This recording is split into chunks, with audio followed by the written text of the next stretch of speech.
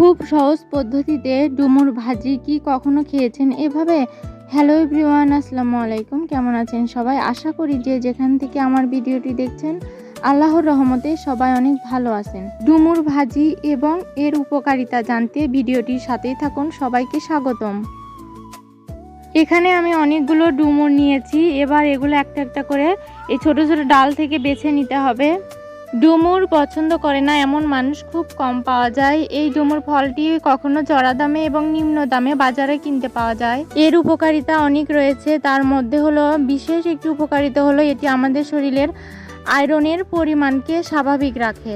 নিয়মিত ডুমুর খেলে হৃদরোগের ঝুঁকি কমায়। এটি খেলে দ্রুত শরীরের ওজন কমে। এটি ত্বক, চুল ও নখের জন্য খুবই উপকারী। হজমে সহায়তা করে, রোগ প্রতিরোধ ক্ষমতা বাড়ায়। পরিষ্কার পানি দিয়ে এই ডুমুরগুলো আমি 2 থেকে 3 বার ভালো করে ধুয়ে নিব।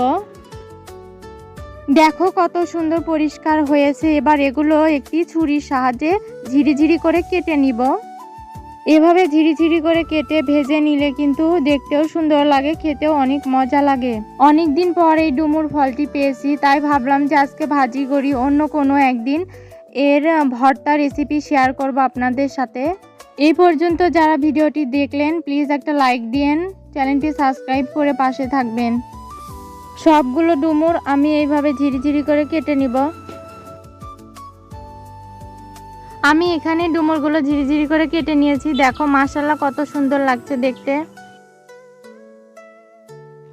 এখানে আমি মরিচ কেটে নিয়েছি, পেঁয়াজ ঝিরিঝিরি করে কেটে নিয়েছি, সাথে একটু রসুন নিয়েছি। এবার কড়াইয়ে একটু তেল দিয়ে দিব, তারপর সব উপকরণ এর ভিতরে দিয়ে দিব। একটু ভেজে নিব। একটু ভাজা ভাজা হয়ে গেলে এর ভিতরে ডুমুর কেটে রাখা ডুমুরগুলো দিয়ে দিব।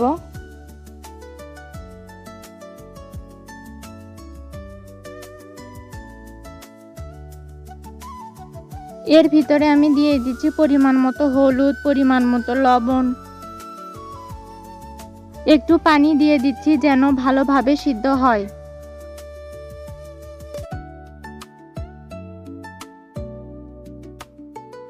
সিদ্ধ হয়ে গেলে এর ভিতরে দিয়ে দিতে হবে পরিমাণ মতো তেল। তারপর ভালোভাবে উল্টে পাল্টে ভেজে নিতে হবে। দেখুন ভাজা হয়ে গেছে, কত সুন্দর একটি কালার চলে এসেছে। খুব সহজ পদ্ধতিতে বানানো এই ডুমুর রেসিপিটি আপনারাও ট্রাই করবেন।